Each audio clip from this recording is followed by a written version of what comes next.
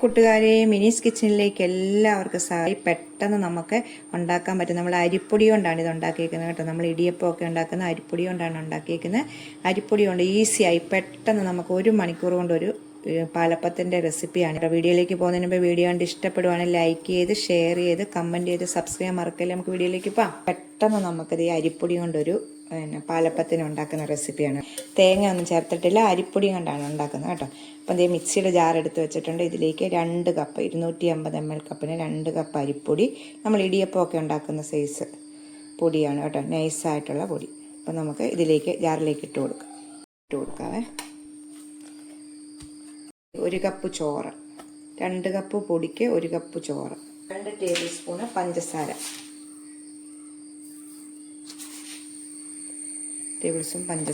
ഇതിലേക്ക് 1 teaspoon east കൂടി ഇടാവേ.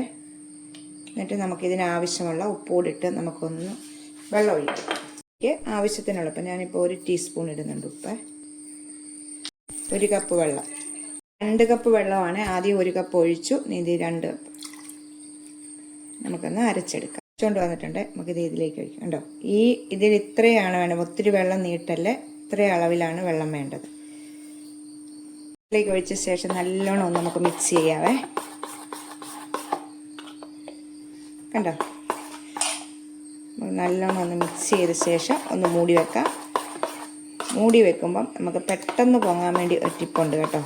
നിങ്ങൾ ഇതിൻ്റെ മുകളിലേക്ക് ഇച്ചിരി തിളച്ച വെള്ളം ഒന്ന് പാത്രത്തിൽ വെക്കുവാണെങ്കിൽ നമുക്ക് പെട്ടെന്ന് തന്നെ ഇത് പൊങ്ങി വരും. നമുക്ക് നല്ലോണം മിക്സ് ചെയ്യാവേ.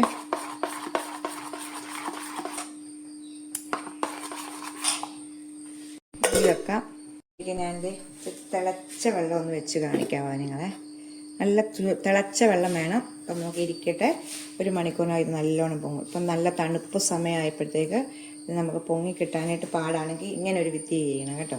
മാവ് വെച്ചിട്ട് 1 മണിക്കൂറായിട്ടുണ്ട് കേട്ടോ. അതേ ഞാൻ കാണിക്കാൻ നോക്കി. കണ്ടോ, നല്ല രീതിയിൽ പൊങ്ങി വന്നിട്ടുണ്ട് ഇത് കേട്ടോ. നിങ്ങൾക്ക് കാണുമ്പോഴേ അറിയാവുള്ളത്. നമുക്ക് സ്പൂണിട്ട് കണ്ടോ. നമുക്ക് ഇപ്പം നമ്മൾ ഉപ്പെല്ലാം ചേർത്താണ് ഇത് വെച്ചേക്കുന്നത്. അപ്പോൾ നമുക്ക് ഇപ്പം പാലപ്പം ഉണ്ടാക്കാം കേട്ടോ. അരിയൊന്നും അരച്ചില്ലെങ്കിൽ നമുക്ക് സങ്കടപ്പെടേണ്ട കാര്യമില്ല. പെട്ടെന്ന് നമുക്ക് ഉണ്ടാക്കാൻ പറ്റും പാലപ്പമൊക്കെ. അപ്പോൾ ഇതുപോലെ ഒന്ന് ചെയ്ത് നോക്കുക എല്ലാവരും. നമുക്ക് പാലപ്പം ഒന്ന് ചുട്ടെടുക്കാം. നമ്മൾ ഇത് എടുക്കാൻ നേരം ഒത്തിരി അങ്ങ് ശക്തിയായിട്ട് ഇളക്കാതെ നമുക്കൊന്ന് സോഫ്റ്റായിട്ട് ഇളക്കുമ്പോഴത്തേക്ക് നമുക്ക് പാലപ്പം ഉണ്ടാക്കാം. ഞാൻ പാലപ്പച്ചട്ടി വെച്ചിട്ടുണ്ട് കേട്ടോ. ചൂടാകട്ടെ. ഒത്തിരി അങ്ങ് കിടന്ന് ചൂടാകില്ല കേട്ടോ. ചൂടാകുമ്പോൾ നമുക്ക് ഒരു തവി ഒഴിച്ചിട്ട് ഒന്ന് ചുറ്റിക്കും. ഇതിൽ ചൂടായി കിടക്കുവാണെങ്കിൽ നമുക്ക് ഓരോ തവി ഒഴിച്ചിട്ട് മാവ് നമുക്ക് ഉണ്ടാക്കാം. എന്നിട്ട് നമുക്കിതുപോലെ ചുറ്റിച്ചെടുക്കാം കേട്ടോ. ചുറ്റിച്ചെടുത്തിട്ട് കണ്ടോ, മൂടി വെച്ച് നമുക്ക് വേഗട്ടെ. റെഡി ആയിട്ടുണ്ട് കേട്ടോ. ഇതെടുക്കാതെ നമുക്ക് കൈ കൊണ്ട് വേണേലും എടുക്കാം കേട്ടോ. നല്ല പഞ്ഞി പോലെ ഈ അപ്പം ഇരിക്കുന്നത് ഓക്കെ. നമ്മളറിയാമല്ലോ. നമുക്ക് ഇട്ടിട്ട് അടുത്തത് ഇതുപോലെ എടുക്കാം. ഇതുപോലെ ഒഴിച്ച് ചുറ്റിക്കാം കേട്ടോ.